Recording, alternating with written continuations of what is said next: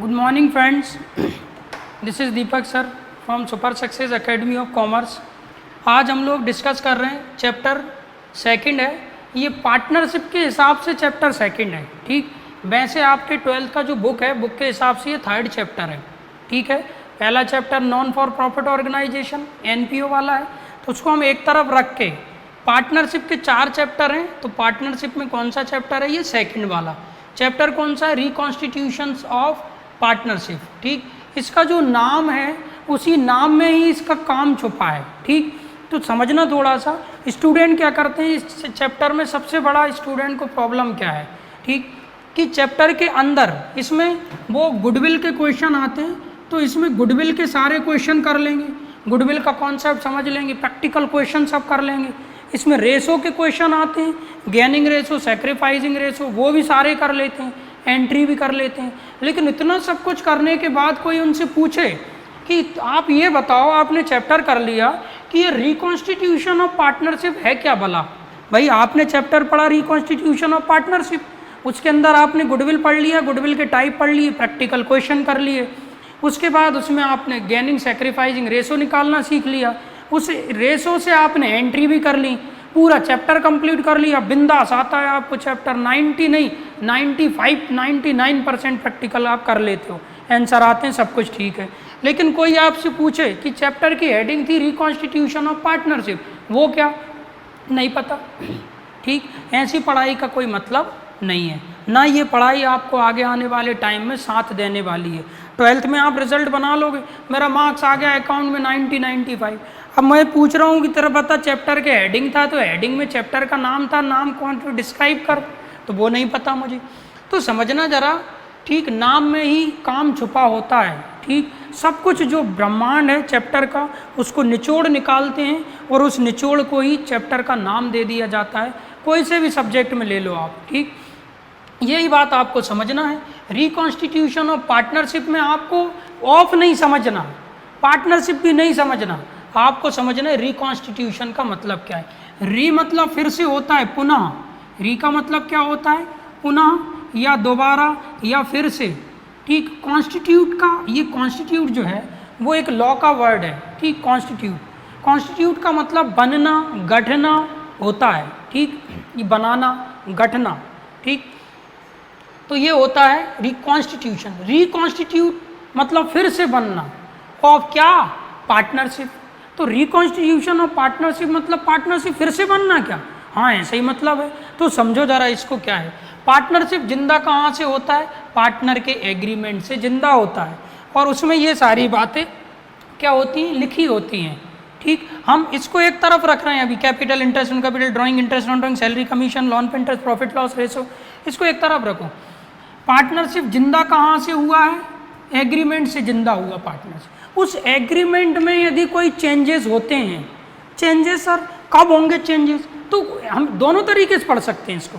Changes कब होंगे, जब रेशो चेंज हो जाए, तो एग्रीमेंट में रेशो डिसाइड किया था, तो एक पॉइंट चेंज हो जाता है ना एग्रीमेंट में। एग्रीमेंट की बला क्या है, एग्रीमेंट सुनो ध्यान से, एग्रीमेंट में यदि थोड़ा भी चेंज हो गया ना, तो वो एग्रीमेंट पूरा ख़त्म करना पड़ती है।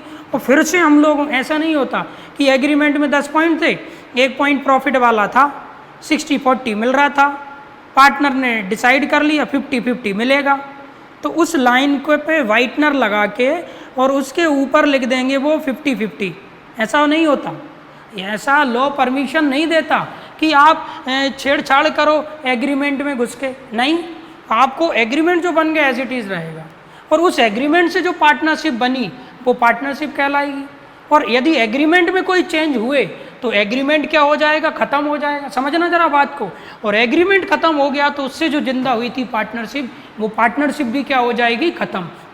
क्यों सर, क्योंकि पार्टनरशिप के बिजनेस की जो जान है वो कौन है, एग्रीमेंट है। जब जान खत्म तो पार्टनरशिप भी खत्म। तो जब एग्रीमेंट में चेंजेस होते हैं तो एग्रीमेंट ख़त्म मानते हैं, जब वो ख़त्म होता है तो पार्टनरशिप ख़त्म होती है।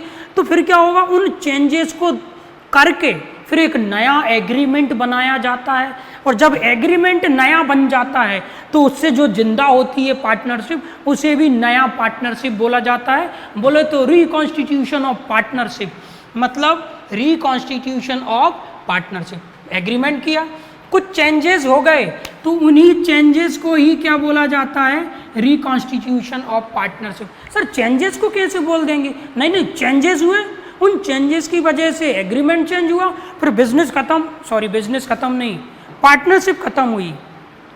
सर बिजनेस खत्म होना, पार्टनरशिप खत्म होना अलग अलग है क्या, अलग अलग है, वो हम बाद में देखेंगे। पार्टनरशिप जब खत्म हो जाती है तो बिजनेस खत्म हो गया ये नहीं मानते, थोड़े मोड़े चेंजेस हुए हैं, समझे। तो पार्टनर उन चेंजेस को कर लेता है और नया एग्रीमेंट बना लेता है, उससे फिर नई पार्टनरशिप जिंदा हो जाती है, ठीक। तो उसी जो जिंदा हुई है पार्टनरशिप उसको रिकॉन्स्टिट्यूशन ऑफ पार्टनरशिप बोला जाता है, ठीक, प्रोसेस को। तो चेंजेस हुए, तो ये चेंजेस की वजह से ही क्या जिंदा होता है, पार्टनरशिप रिकॉन्स्टिट्यूट होती है, ठीक। और वो रिकॉन्स्टिट्यूट जो होती है उसी को ही क्या बोला जाता है, रिकॉन्स्टिट्यूट। जो रिकॉन्स्टिट्यूट हो चुकी पार्टनरशिप उसी को क्या बोला जाता है, रिकॉन्स्टिट्यूशन ऑफ पार्टनरशिप बोला जाता है। कुछ कंडीशन है जिन कंडीशन के हिसाब से हम लोग मानते हैं कि रिकॉन्स्टिट्यूशन है, या तो पार्टनर के बीच में प्रॉफिट शेयरिंग लॉस का रेशो चेंज हो जाए, या कोई नया पार्टनर बिजनेस में आ जाए, या कोई पार्टनर रिटायर हो जाए, चला जाए, या किसी पार्टनर की डेथ हो जाए, या दो फॉर्म मिलके एक हो जाएं, ठीक। तो ये कुछ कंडीशन है जिनमें रिकॉन्स्टिट्यूशन माना जाता है। क्योंकि आप सर अभी तो आपने बोला एग्रीमेंट में चेंज, तो पार्टनरशिप रिकॉन्स्टिट्यूशन ओपन, हाँ। अब जैसे ही रेशो चेंज होगा तो एग्रीमेंट चेंज होगा, जैसे ही नया पार्टनर आएगा, तो पहले दो थे तो दो ने एग्रीमेंट बनाया था, दो के हिसाब से पार्टनरशिप थी, अब तीन हो गए तो तीन ने एग्रीमेंट बनाया, तीन के हिसाब से पार्टनरशिप होगी। तो पुराना एग्रीमेंट खत्म, नया एग्रीमेंट चालू, पुरानी पार्टनरशिप पुराने एग्रीमेंट से बनी थी तो पार्टनरशिप भी खत्म, और एग्रीमेंट अब नया बना तो नई पार्टनरशिप जिंदा, ठीक। तो जो जिंदा हुआ उसे रिकॉन्स्टिट्यूशन, ठीक। कोई पार्टनर चला गया, पहले रेशो कुछ था, रेशो कुछ हो जाएगा, समझे। पहले एसिड्स जो थी इतने लोगों की थी, अब इतने की हो जाएंगी, तो कहीं ना कहीं चेंजेस तो होंगे ना भाई, पूरा एग्रीमेंट चेंज होगा। तो याद रखना आपको यही बात है, जब दो फॉर्म मिलके एक होंगे, रिटायरमेंट होगा, जब पार्टनर बोल दे मैं जा रहा बिजनेस से, जा रहा मैं, तो मैं गया, मैं जाया, तो वो रिटायरमेंट ऑफ पार्टनरशिप बोला जाएगा उसको। और वो भी क्या होगा, रिकॉन्स्टिट्यूशन। यदि छोटा मोटा चेंज हुआ है, बिजनेस खत्म नहीं होगा, लेकिन एग्रीमेंट चेंज होगा, पार्टनरशिप चेंज हो जाएगी फिर, समझे कि नहीं समझे। तो ये बात याद रखना। डेथ में सर, रिटायरमेंट और डेथ तो सेम फंडा है, एक में बिजनेस से चला जाना और डेथ मतलब दुनिया से चला जाना, दोनों में होता तो बंदा रिटायर ही है, समझे। तो दोनों ही केस में बिजनेस पे असर क्या पड़ेगा सर, असर होगा भाई, एग्रीमेंट पुराना था उसे ख़त्म करना पड़ेगा, नया जिंदा करना पड़ेगा। और एमालगमेशन ऑफ क्या होता है, जब दो फॉर्म मिलके एक होते हैं तो दो फॉर्म के अलग अलग एग्रीमेंट थे, इसमें दो पार्टनर, इसमें तीन पार्टनर, इसमें दो पार्टनर का एग्रीमेंट, इसमें तीन पार्टनर का एग्रीमेंट, इसमें दो पार्टनर के एग्रीमेंट से पार्टनरशिप जिंदा हुई थी, इसमें तीन पार्टनर के एग्रीमेंट से पार्टनरशिप जिंदा हुई थी। अब दोनों फॉर्म को मिक्स कर दिया तो क्या जो एग्रीमेंट थे वो उनके पॉइंट मिक्स कर देंगे क्या, नहीं, दोनों मिलके आपस में एक एग्रीमेंट बनाएंगे, उससे जो जिंदा होगी पांच लोगों की वो न्यू पार्टनरशिप होगी, समझे। ऐसा नहीं चलता कि दोनों, इसका बिजनेस चल रहा है, इसका बिजनेस चल रहा है, दोनों मिक्स, तो ये यहाँ पर देखा जाता है, ठीक। अब आपको ये समझ में आ गया होगा कि हम जो रिकॉन्स्टिट्यूशन वाला चैप्टर था उसकी हेडिंग रिकॉन्स्टिट्यूशन क्यों थी, क्योंकि हमें तो मतलब होता ही नहीं था, हमें तो चैप्टर के अंदर घुस गए, हम फॉर्मूले कर लिए, प्रैक्टिकल कर लिए, बस टेंशन फ्री हो गए हम लोग। ऐसा नहीं करना है, ठीक, ये बात याद रखना, ठीक है। अब चेंज इन प्रॉफिट, बात समझना, ये जो चैप्टर बना था रिकॉन्स्टिट्यूशन ऑफ पार्टनरशिप, इसके अंदर जो प्रैक्टिकल क्वेश्चन दिए हैं वो कौन से पॉइंट को लेके दिए हैं, फर्स्ट पॉइंट को लेके दिए हैं, किसको लेके दिए, मतलब इसी के ऊपर चैप्टर बनाइए। रिकॉन्स्टिट्यूशन की तो अलग अलग कंडीशन है, एडमिशन, ये सब कंडीशन है अलग अलग रिकॉन्स्टिट्यूशन, एक कंडीशन के ऊपर यहाँ पर क्या बन गया, ये चैप्टर बन गया था।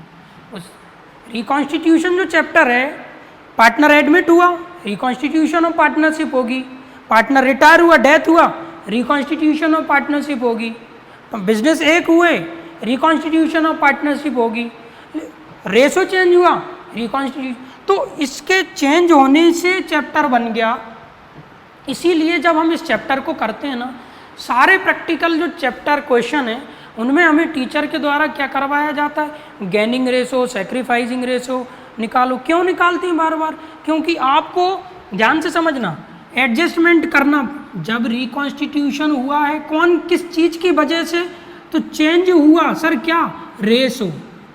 क्या चेंज हुआ? रेशो। चेंज क्या? रेशो। तो उसके चेंज होने की वजह से हमें कुछ क्या करने पड़ते हैं, एडजस्टमेंट करने पड़ते हैं। एडजस्टमेंट काय का होगा, गुडविल का होगा। एडजस्टमेंट काय का होगा, एक्यूमुलेटेड प्रॉफिट का होगा। एक्यूमुलेटेड प्रॉफिट बोले तो सर पुराना प्रॉफिट कई सालों से जमा होता चला आ रहा है, ठीक, या कोई रिजर्व वगैरह हुए तो वो। एडजस्टमेंट ऑफ प्रॉफिट और लॉस ऑन रिवैल्यू, यदि आपको प्रॉफिट होता है या लॉस होता है किस पर सर, ऑन रिवैल्यूएशन। रिवैल्यूएशन बोले तो एसेट्स और लाइबिलिटी की वैल्यू हर साल बढ़ती कम होती रहती है, तो उसके बढ़ने या कम होने से फायदा या नुकसान होता है। जैसे बिल्डिंग आज 1 लाख था, बिल्डिंग कल 1,20,000 हो गया, तो 1,20,000 हो गया तो 20,000 का फायदा हुआ। उस फायदे को भी तो एडजस्ट करना है, क्योंकि रेशो चेंज हुआ है। रेशो जब चेंज होता है तो सब में इफेक्ट देना पड़ता है उसका, ठीक, सब चीज़ें उस रेशो के हिसाब से एडजस्ट करना पड़ती हैं।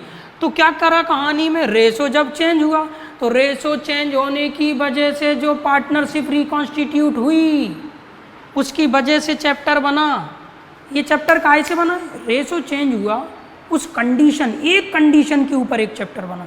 सर फिर इनके ऊपर भी एक चैप्टर बनेगा क्या? हाँ, इसके ऊपर एक पूरा चैप्टर बना है, झमाझम मजेदार बड़ा सा लेंदी। सर रिटायरमेंट और डेथ, इसका एक चैप्टर बना है। सर ये भी रिकॉन्स्टिट्यूशन ऑफ पार्टनरशिप है क्या? हाँ, मतलब sir admission of new partner जो है चैप्टर है, उसमें ऊपर हम लोग रिकॉन्स्टिट्यूशन ऑफ पार्टनरशिप डाल सकते हैं। हाँ, चैप्टर का नाम, मतलब सर रिटायरमेंट के चैप्टर में सर हम लोग जो चैप्टर आएगा ऊपर रिकॉन्स्टिट्यूशन ऑफ पार्टनरशिप डाल सकते हैं। हाँ सर, अब आई बात समझ में कि ये तो सबका सब reconstitution of partnership he chapter है ये। हाँ, जब भी आप बुक में देखोगे हेडिंग में तो वहाँ पे यूनिट दी हुई है, यूनिट के अंदर रिकॉन्स्टिट्यूशन के अंदर दिए ये सारे चैप्टर। बस नज़रें हमारी नहीं है ऐसी कि हम उसे उस तरीके से देखें, पढ़ते हुए निकलने जाने की हमारी आदत है, वो हमें खा जाती है। Adjustment of goodwill, adjustment of accumulated profit और reserve, adjustment of profit on या loss on revaluation of assets and liability, ये सब चीज़ें चैप्टर में डिटेल में पढ़ते हैं हम लोग कि जब एसेट लायबिलिटी की वैल्यू बड़ी कम हुई तो क्या किया, रेशो निकाला, फिर उससे एंट्री करना पड़ी हमें, ठीक। रिजर्व दिए हुए थे तो उससे गेनिंग सैक्रिफाइसिंग निकाला, फिर उससे रिजर्व की एंट्री करी एडजस्टमेंट की। फिर उसके बाद में कैपिटल का है तो कैपिटल का भी हमें एडजस्टमेंट करना पड़ती थी, ठीक, क्योंकि रेशो चेंज हुआ है। रेशो चेंज हो गया तो ये सब चीज़ों का असर होगा, ठीक। तो कितना कितना असर हुआ है उसको चेंज करना हमें पड़ता है उस रेशो के हिसाब से, ठीक। तो ये बात आपको याद रखना है। फिर भी यदि आपको कुछ समझ में इसमें नहीं आए तो इस चैप्टर के प्रैक्टिकल करना पूरे, और उसके बाद में फिर ये बेसिक से पढ़ना वीडियो पूरा, कि फिर समझ में आएगा अच्छा चैप्टर में प्रैक्टिकल हम इसलिए कर रहे थे, ये कहानी हुई थी, ये एडजस्टमेंट करना पड़ रहा था हमें, समझे। इन्हीं एडजस्टमेंट के ऊपर एक एक क्वेश्चन बने। ये बेसिक्स बड़ा मज़ेदार था, यदि आप इसे खोपड़ी में रखोगे लाइफ टाइम तक रिकॉन्स्टिट्यूशन और पार्टनरशिप के सारे चैप्टर का आइडिया रहेगा कि पार्टनरशिप में इन सारे चैप्टर में हम ये नाटक प्रैक्टिकल का कभी ये क्यों करते थे, कभी गेनिंग सैक्रिफाइसिंग क्यों निकालते थे, समझे। तो ये बात याद रखना, ये वर्ड था रिकॉन्स्टिट्यूशन, इसी के अंदर छुपा हुआ है सब कुछ, हर एक शब्द वर्ड कुछ ना कुछ कहता है, बस हम लोगों को पहचानने की ज़रूरत है, ठीक। बाकी हम लोग नेक्स्ट क्लास में डिस्कस करेंगे। ये बेसिक्स हो गया, इसके आगे के प्रैक्टिकल क्वेश्चन है। पहले हम लोग इसके फॉर्मूले करेंगे, गुडविल का बेसिक कॉन्सेप्ट करेंगे, फिर गुडविल के 4 फॉर्मूले करेंगे, 4 मेथड, फिर प्रैक्टिकल क्वेश्चन करेंगे। ये प्रोसीजर रहेगा, ठीक। तो इसको याद रखना है आपको। बाकी नेक्स्ट क्लास में